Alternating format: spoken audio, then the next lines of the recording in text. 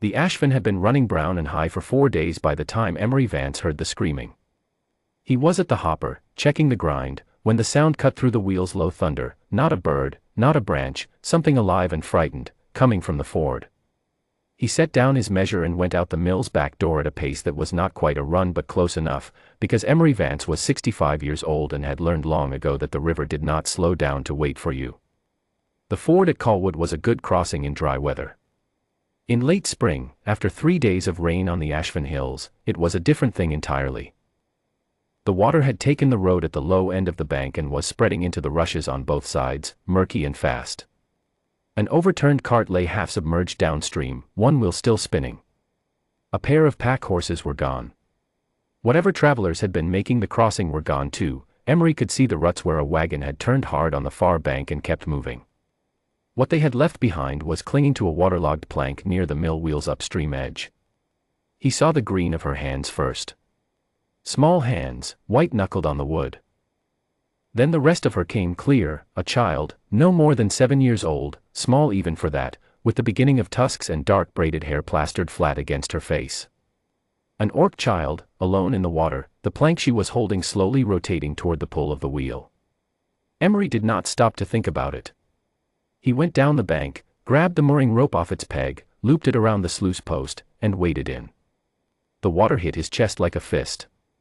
He leaned into it, hand over hand on the rope, until he was close enough to reach her. She screamed when she saw him and gripped the plank harder.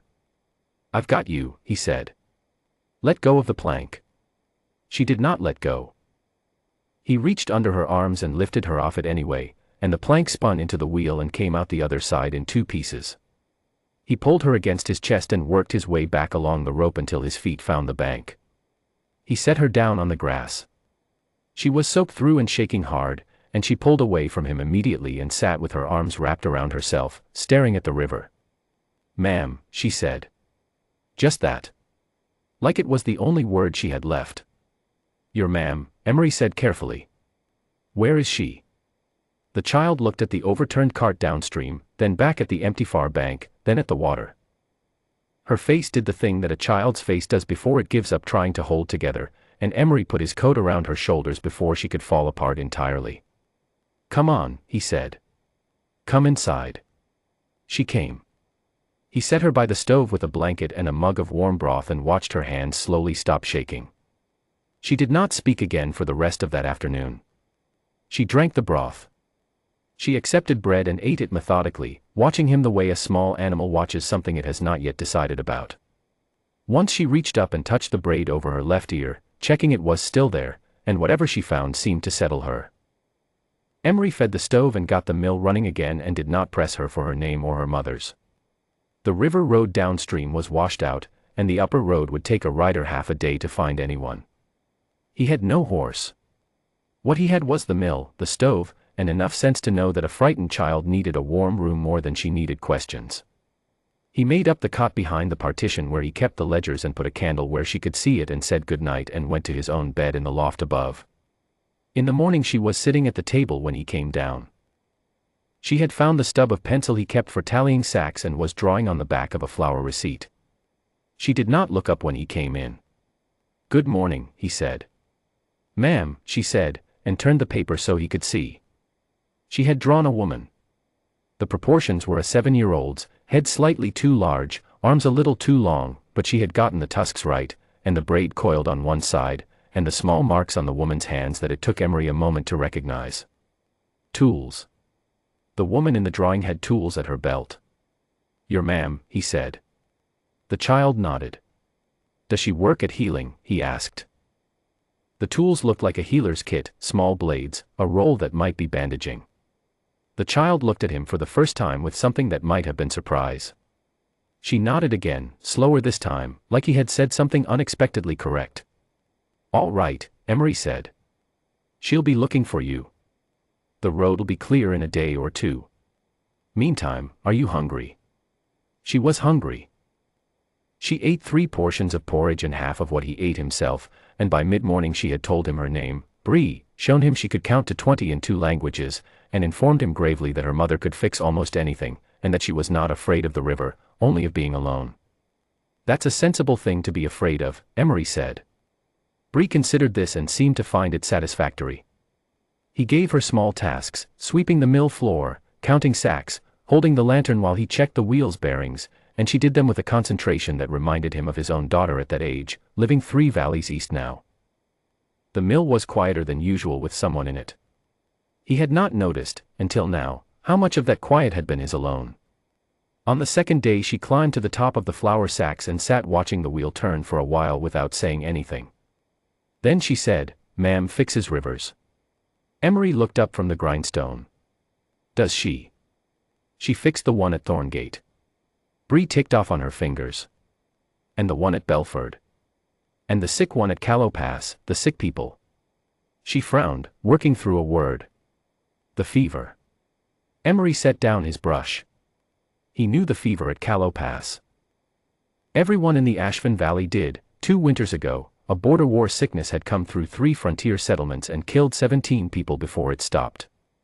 The valley's own healer, old Paris Tuck, had talked about it ever since, about the orc woman who had come with medicines no one on this side of the valley had ever seen, who stayed 4 weeks at her own expense and broke the fever when nothing else had. Paris had been trying to get a message to her for 2 months about a new case up at Ridgehome. He looked at the small child on top of the flour sacks. "What is your ma'am's name?" he said. Bree told him. Emery Vance was not a man given to exclamations.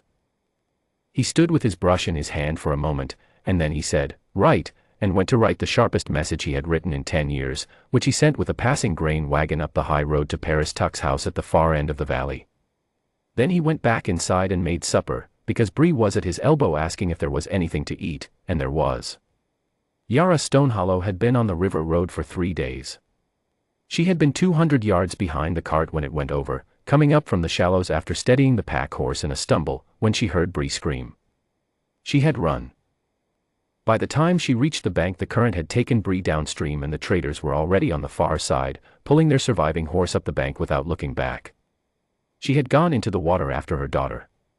The river had said no, it had carried her a 1/4 mile downstream before she could fight her way to the bank, and by then the bend in the Ashfin had put the mill out of sight. She had searched until dark. She had not slept. By the morning of the 3rd day she had 6 riders with her, 3 from her Confederation's waypost at Belford, 3 local men who had heard the search was on, and they were coming up the last stretch of river road when one of the Belford riders spotted the mill. Bree was outside, standing on the mooring post, looking for birds in the rushes. She saw her mother before Yara's horse had cleared the last bend in the road, and the sound she made was not a word at all. She launched off the post and ran. Emery came to the mill door at the sound of hooves and stood with his hand on the frame. He had expected this, he had known, since Bree said her mother's name, that when it came it would come with more people than just one. What he had not expected was the size of the feeling in the yard when Yara Stonehollow dropped off her horse and went to her knees in the dirt and caught her daughter without breaking stride, and the sound that came out of her was 3 days of searching in a river that had said no finally saying yes. He stood at the door and let them have it. After a long moment Yara looked up. Her face was road-worn and tear-tracked, but she was not the kind of person who was easily diminished by any of that, tall, broad through the shoulders, a healer's calloused hands, and a braid coiled above her left ear exactly as Bree had drawn it. "She was at the wheel," he said. "I got to her before it did." Yara stood. She crossed the yard and stopped in front of him and looked at him with the directness of someone whose work puts them in rooms where there is no time for anything but the truth. "You pulled her out of the mill race," she said. "She was cold," Emery said. "It seemed like the thing to do." Yara Stonehollow put her free hand on his arm and said something to him in the orc tongue, low and deliberate, and even though he did not have the language he understood what it was. He nodded once. "She drew a picture of you," he said. "First morning. Drew your tools." Something crossed Yara's face that was not quite a smile and not quite grief but lived somewhere between them. She looked down at Bree, who was pressing her face into her mother's coat and had both arms wrapped around her waist, and the not quite smile settled into something warmer and steadier. "She talks about your rivers," Emery said. "Thorngate. Belford. Callow Pass." Yara looked at him again. "Old Paris Tuck at the valley end has been trying to reach you for 2 months, Emery said. "There's a case up at Ridgehome. Same strain as the Callow Pass fever, he thinks." I sent word to him yesterday." There was a silence in the yard. One of the Belford riders glanced at the other. "You know Paris Tuck," Yara said. "Everybody knows Paris.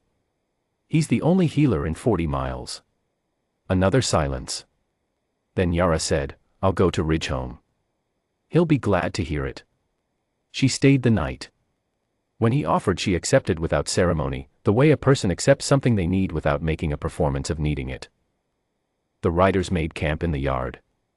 Bree ate an extraordinary amount of supper and fell asleep at the table, and Yara carried her to the cot without waking her.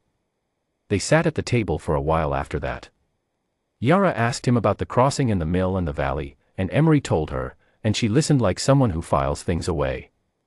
He asked her about the border war fever, and she explained more than Paris Tuck ever had. In the morning she was gone before he came down, but there was a package on the table, a wrapped bundle of dried herbs with a note in a clear hand that said what they were and what they were for, and at the bottom, beneath the healer's notation, 4 words that were not notation at all, for the boy who waited in. He stood at his mill door and read it twice. 3 weeks later, a delegation from the Southern Orc Confederation arrived at Colwood Ford, 4 riders and a wagon, carrying a letter and a cedar chest. The letter bore the Confederation's seal and named Emery Vance's mill the official waypost and provisioning stop for all Confederation travelers on the Ashford Road, in perpetuity, with a quarterly fee that made him read it twice. The cedar chest held medicines for Paris Tuck, 6 months of supplies, and a note from Yara that said Ridgehome was clear. By autumn the mill road had more travelers on it than Emery could remember in 20 years, Confederation riders heading north, a healer's apprentice who helped him re-roof the provisioning shed, a family from the Belford waypost who spent a week fixing the far bank's drainage, which had been half the reason the ford flooded badly in the first place. Bree came back with her mother in October, when the Ashford was running clear and low and the hills above Colwood Ford had gone red and gold. She stood on the mooring post and looked for birds in the rushes and told Emery she had decided she was going to be a healer, and also possibly a miller. She had not fully decided. "You could be both," Emery said. Bree considered this with the gravity of a 7-year-old confronting a large decision, then said that was probably true. Yara was by the sluice gate, looking at the water, and she turned when she heard him laugh, and it occurred to him, not for the first time, that a mill on the Ashford Road was a different thing when there were people in it.